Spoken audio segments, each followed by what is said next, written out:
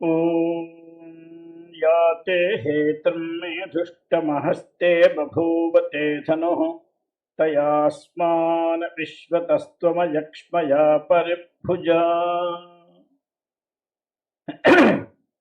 మౌళౌ గంగా శశాంకౌ కరచరణతలే శీతలంగా భుజంగాః వామే భాగే దయార్ద్రా హిమగిరితనయా చందనం సర్వగాత్రే ఇత్థం శీతం ప్రభూతం తవ కనక సభానాథ సోఢుం క్వ శక్తి చిత్తే నిర్వేదతత్తే యది భవతి నతే నిత్యవాసో మదీయే. నమః పార్వతీపతయే హర హర మహాదేవ్. ఒక భక్తుడు కోరాడు భగవంతుణ్ణి, ఏమయ్యా నీవు చాలా కష్టపడుతున్నావు, నీ కష్టానికి పరిహారం చెప్పడానికి నేను వచ్చానయ్యా అన్నాడు. విశ్వేశ్వరుడు ఆలోచించాడు, ఇంతమంది కోట్ల మంది భక్తులు వాళ్ళ కష్టాలు తీర్చుకోవడానికి నా దగ్గరికి వస్తూ ఉంటే పాపం వీడెవడో నా కష్టం తీర్చడానికి వచ్చాడు, ఏమిట్రా అబ్బాయి విషయం?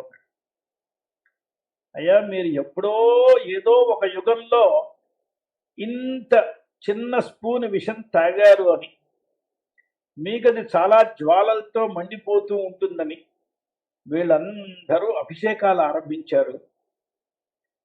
అభిషేకాలు ఆరంభించి చలికాలమైనా సరే నేరుగా గంగ నీళ్ళు తెచ్చి బిందులు కుమ్మరించేస్తున్నారు.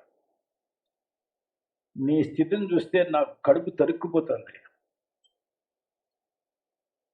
ఈ భక్తులకి ఏమాత్రం జాలే లేదా? ఇంకోడు తొడవాలి అని అనుకోవట్లేదు. ఒకవేళ ఎవడైనా తుడుద్దామని అనుకుండా ఈ లోపల ఇంకో బిందెలు తెచ్చిపోస్తున్నాడు. తడి ఆరకూడదు అంటున్నాడు. పైన ఒక పెద్ద కుంభం పెట్టారు, ధారాపాత్ర, దాంట్లో వచ్చిపోయే వాళ్ళందరూ నీళ్లు పోస్తూనే ఉన్నారు. ఏదో రకంగా నీళ్లు పోస్తూనే ఉన్నారు. ఇన్ని నీళ్లు పోస్తే ఈ శైత్యోపచారం ఇది ఉపచారం కాల అపచారం అయిందయ్యా. ఇది మాత్రం కాదు, కొంతమంది ఏం చేశారు, నీ శైత్యం తగ్గడం కోసం పూర్తిగా గంగమ్మనే నీ ఎత్తి మీద తెచ్చిపెట్టారు. ఎవరైనా స్నానం చేసి తల తుడుచుకోకపోతే ఎంత కష్టపడతారండి? జలుబు భారం చేయదా? ఈయనకి అసలు తల తుడుచుకోవడానికే వీల్లేదు. జటాజూటం ఎంత పెద్దది అయింది. గంగమ్మ వచ్చి కూర్చుంది. ఆ కూర్చున్న గంగమ్మ లేచే మాటే లేదు, అసలు అక్కడే కూర్చున్నది. ఇది ఎందుకంటే నీకు శైత్యోపచారం, ఇది ఉపచారమా? ఇది ఇదే సమయంలో మరొక ప్రక్కన మనకి ఎక్కడో దూరంగా ఎన్ని వేల కిలోమీటర్ల దూరంలో చంద్రమండలం ఉందని చెప్తున్నారు కదా ఇవాళ. అంత దూరంగా ఉంటే మనకి ఎంత చలి వేస్తుందండి డిసెంబర్ జనవరిలో, ఎంత చలి. అంత దూరంలో ఉన్న చంద్రుడు మనకి చలిస్తున్నాడంటే ఆ చంద్రుడు వచ్చి నేరుగా నెత్తిని కూర్చుంటే ఏమైపోతాడు? ఒక పక్క చంద్రుడు, ఒక పక్క గంగమ్మ, దీనికి తోడు భక్తులందరూ వీళ్ళ నమస్సోమాయ అని. ఇప్పుడు వీళ్ళకే భక్తితో వచ్చింది, ఎవరికి లేదు భక్తి. ఇన్ని నీళ్లు పోసేయడం ఏమిటండి?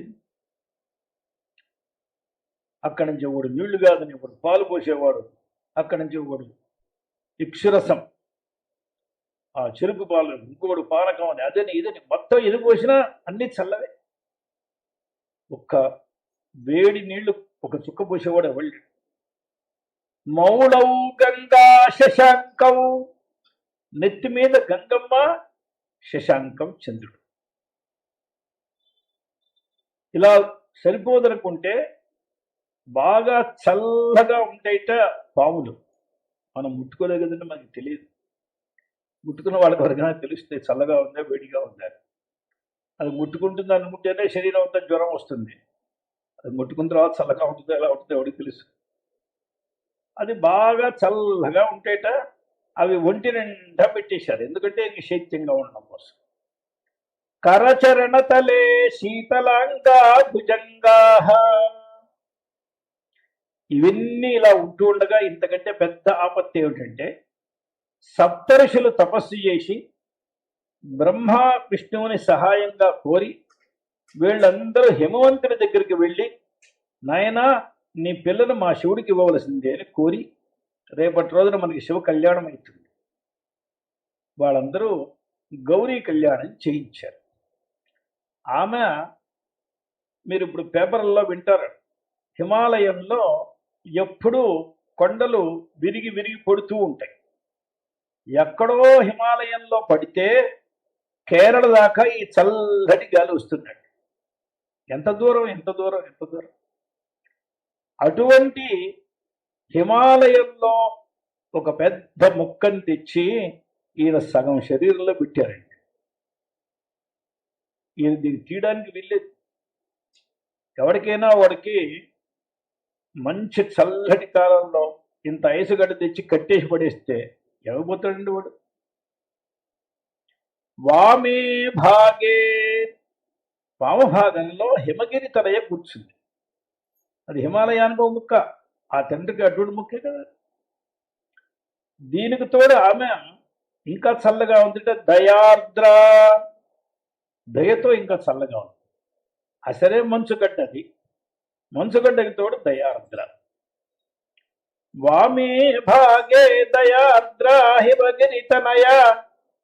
ఇవన్నీ సరిపోక కొంతమంది పచ్చకర్పూరం వేసి కుంకుమ పువ్వు వేసి బాగా హరిచందనాన్ని గట్టిగా అరగదీసి మందాకిని సలిల చందన చర్చితాయ, మందాకిని చల్లటి మందాకిని జలం ఎలా ఉంటుందండి, ఎంత చల్లగా ఉంటుంది. మనకి మంచి గంధపు చెక్కలు ఎంత చల్లగా ఉంటాయి, దాంట్లో పచ్చకర్పూరం ఎంత చల్లగా ఉంటుంది. ఇవన్నీ తీసి బాగా అరగదీసి శరీరం నిండా పూసేస్తారు. చందనం సర్వగాత్రే, ఎక్కడో ఒక చోట పెట్టరు, పూర్తిగా పైనుంచి కింద దాకా చందనం పెట్టి. ఇక ఏమిటి సరే ఇది స్థితి? ఎవడైనా అర్థం చేసుకున్నాడా? వీడొక్కడు అర్థం చేసుకున్నాడు, ఈ భక్తుడు. ఎవడు అర్థం చేసుకోవట్లేదు. మౌళౌ గంగా శశాంకౌ కరచరణతలే శీతలాంగా భుజంగా వామే భాగే దయార్ద్ర హిమగిరితనయ చందనం సర్వగాత్రే. చూశాడు. ఇక వీళ్ళందరినీ ఆపమంటే వీళ్ళెవరు ఆపరు. కాబట్టి ఇప్పుడు మనం ఏం చేయాలంటే ఈశ్వరుణ్ణి సేఫ్ చేయాలి. మనం ఈశ్వరుణ్ణి సేఫ్ ఎలా చేయాలి? ఇత్థం శీతం ప్రభూతం తవ కనక సభానాథ, హే కనక సభానాథ, విశ్వనాథ, జగన్నాథ, ఇంతటి చల్లబడ్డావయ్యా నీకు. నీకెవరు అరికాళ్ళల్లో రాచేవాళ్ళు లేరు కాస్త వేడి రావడానికి. ఎవరికి ఆ పని చేయడం లేదు. ఇంకొంచెం నీళ్ళిపోయి, ఇంకొంచెం నీళ్ళిపోయి. ఇత్థం శీతం ప్రభూతం తవ కనక సభానాథ సోఢుం కో శక్తి. ఎక్కడ ఉంటావయ్యా నువ్వు? నువ్వు ఏ ఊరైనా వెళ్ళు, నువ్వు ఎక్కడికి పారిపోయినా ఎవరు భక్తులు మాత్రం వదలరు. ఎక్కడికి వెళ్ళినా సరే వాళ్ళు అభిషేకం చేయలేకపోతే ఒక ధారాపాత్ర నిండా ఒక 50 లీటర్ల నీళ్ళు పోసి పెట్టి వాళ్ళు వెళ్ళిపోతారు, తడిపేసి వెళ్ళిపోతారు. తెల్లవాళ్ళు నువ్వు కష్టపడుతూ ఉండాలి. సోఢుం క్వశక్తి. మరి ఏం చేయమంటావరా? నువ్వు చెప్పేది బాగానే ఉంది, నేను చెప్పలేకుండా ఉన్నాను, నువ్వు చెప్పావు, ఇదంతా నిజమైన విషయం. ఏం చేయమంటావు? నేను ఒక చోటు చూపిస్తాను, అక్కడ కొన్ని కోట్ల హీటర్లు పెట్టి ఉన్నాయి. అక్కడికి వెళ్ళి కూర్చుంటే వీళ్ళు ఎన్ని నీళ్లు పోసినా సరే, వీళ్ళు కొన్ని సముద్రాల నీళ్లు తెచ్చిపోసినా అవన్నీ కూడా ఒక్క క్షణంలో ఆవిరైపోతాయి.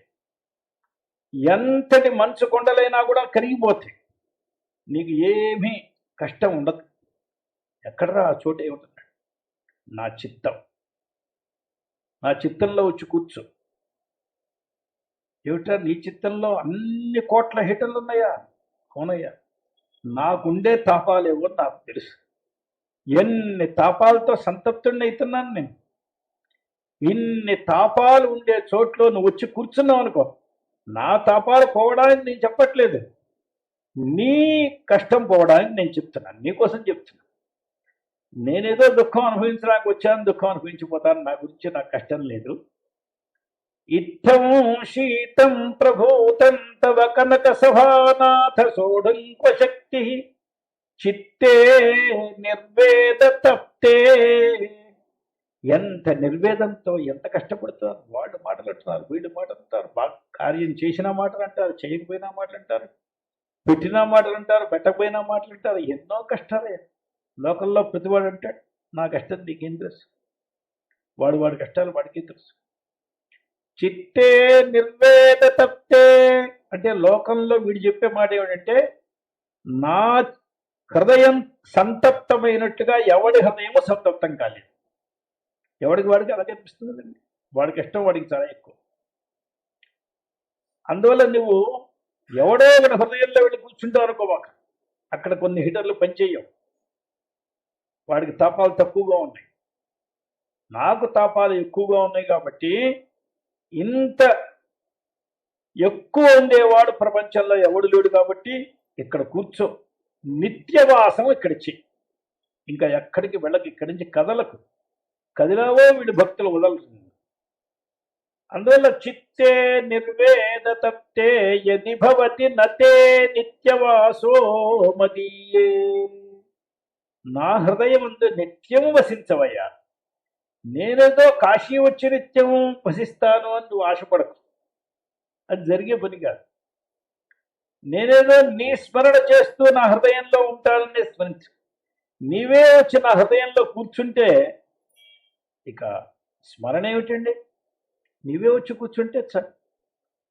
అప్పుడు నీవే నా కళ్ళల్లో ఉంటావు, నీవే నా చెవుల్లో ఉంటావు, నీవే నా ప్రాణాల్లో ఉంటావు. మొత్తం సర్వత్ర నీవే ఉన్నట్లయితే ఇక నీకు కూడా ధన్యత, నాకు ధన్యత, ఇద్దరికీ సుఖంగా ఉంటాము. మన ఇద్దరం సుఖంగా ఉండాలంటే ఇదే ఉపాయం. అందువల్ల వేరే ఎక్కడ ఉండకు అని చెప్తూ మనందరికీ కూడా ఒక చక్కటి పాఠం చెప్పాడు. ఎప్పుడూ భగవంతుడిని మనం మందిరే వస, అందరూ ఏదో పెద్ద పెద్ద గుళ్ళు కట్టించాలనుకుంటారు. భగవంతుడి గుడి కట్టిస్తే సంతోషపడ్డు. ఎందువల్లంటే మన ఇంట్లో పెద్దవాళ్ళకి కానీ ఎవరికైనా సరే ఎక్కడో ఒక చోట ఒక ఇల్లు కట్టించి, లేదా అక్కడ నువ్వు ఒక్కడివి ఉండు, మేము రోజుకి ఒక 2 నిమిషాలు వచ్చి వెళ్ళిపోతామంటే వాడు ఒక్కడికి ఉండగలడా? వాడికి 10 మందిలో ఉండాలి, వాడు ఒక్కడక్కడే ఉంటాడండి. అందువల్ల ఈశ్వరుడికి విడిగా మందిరం కట్టించి అక్కడ పెద్ద పెద్ద తలుపులు వేసేసి తాళాలు వేసేసి మనం వెళ్ళిపోయి ఆయన ఏం చేస్తాడు? వీడికి వీలున్న రోజు, భక్తి వచ్చిన రోజు వస్తాడు, 50 దీపాలు వెలిగిస్తాడు. వీడికి భక్తి రాకపోతే 50 రోజులైనా దీపమే వెలగదు. ఎన్ని గుళ్ళు చూస్తున్నామండి దీపాలు లేని గుళ్ళని. భక్తి వచ్చిందా గుడంతా దీపాలే, చోటు లేకుండా దీపాలు వెలిగిస్తారు. వీళ్ళకి భక్తి వస్తే గుడి, వీళ్ళకి భక్తి లేకుండా ఆడు. అందువల్ల మనోమందిరంలో ఉండాలి ఆయన. మనోమందిరంలో ఉంటే అక్కడ నిత్యము ఆత్మజ్యోతిస్సుతో ఆయనకి నీరాజనాలు చేస్తూ ఉండాలి. అక్కడ నిత్యము మనకి ప్రాణాహుతులు వేసుకున్నప్పుడు ఆయనకి నైవేద్యం చేయాలి, ఆయనకు ఉపచారాలన్నీ అక్కడే చేయాలి. అందువల్ల ఆత్మాత్వం గిరిజామతి సహచర ప్రాణశరీరం గృహం. ఈశ్వర నీవు ఎవరు? నా ఆత్మవు. ఆత్మాత్వం.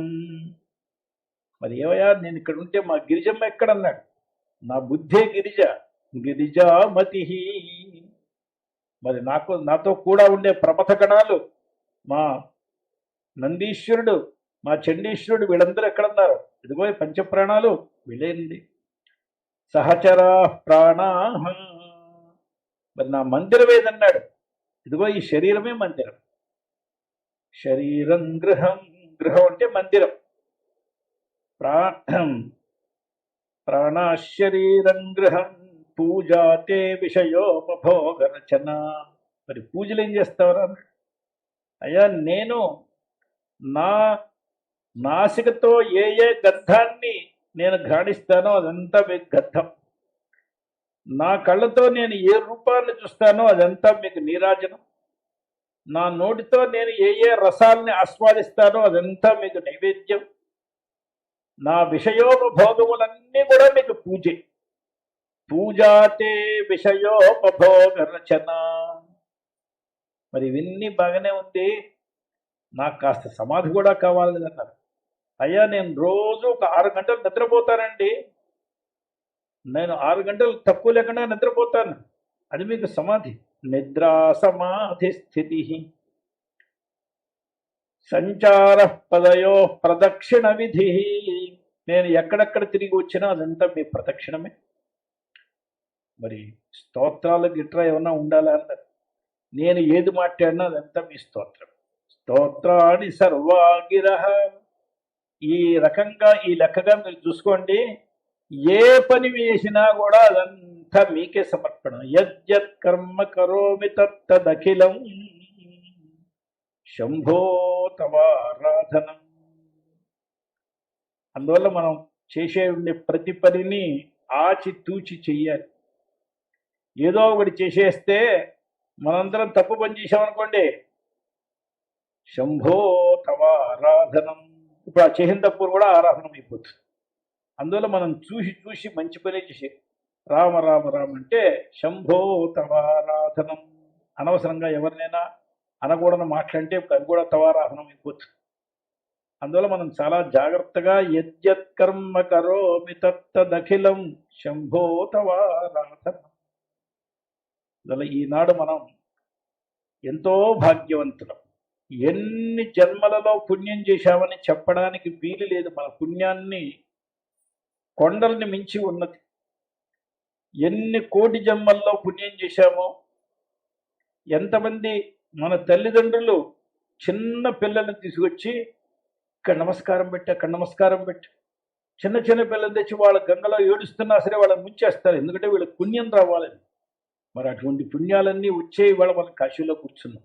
మనకి తెలియని సమయంలో ఎన్ని గుళ్ళకి తిహిళ్ళారో, ఎన్ని దేవతలకి మొక్కించారో, ఎన్ని మహాత్ములకి ప్రణామాలు పెట్టించారో, ఎన్ని క్షేత్రాల్లో ఎన్ని తీర్థాల్లో మన తిహిళ్ళి ముంచారో తెలియదు. ఆ పుణ్యం అంతా వచ్చినందువలన ఈనాడు మాఘకృష్ణ ద్వాదశి ప్రదోష సమయంలో మనం ఇలా భగవంతుడిని స్మరిస్తూ కాశీ అనేటువంటి పుణ్యక్షేత్రంలో కూర్చున్నాం.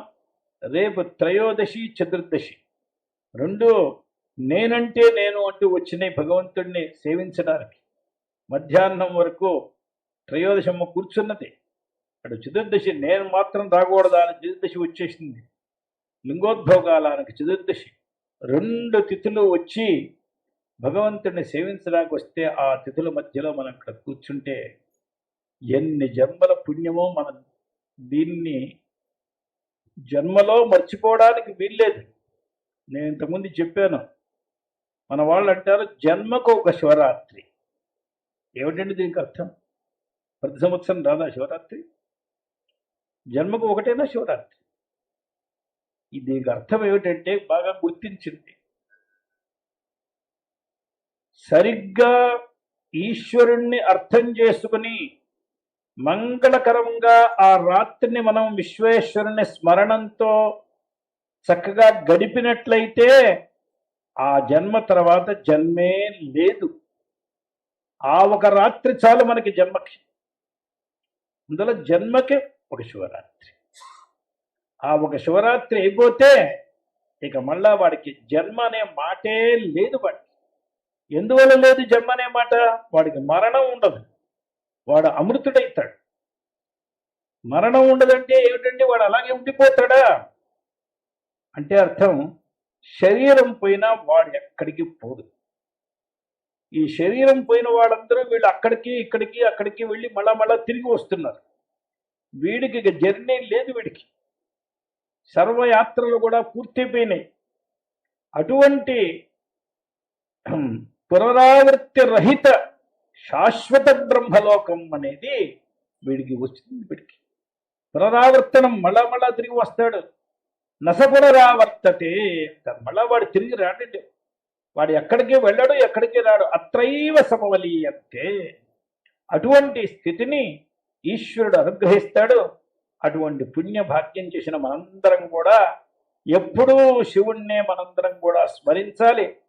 శంభో శంకర గౌరీశ శాంతదయా పర విశ్వేశ ఉపదిశ తారక వద్యైవ కాల విలంబం మా కురు సంబ శివ సంబ శివ సంబ శివ శాంతదయా పర విశ్వేశ ఉపదిశ తారక మధ్యైవ. భక్తుడు అంటున్నాడు, ఎవయా ఎందుకు ఆలస్యం చేస్తావు, ఇప్పుడే ఉపదేశం చెయ్యి.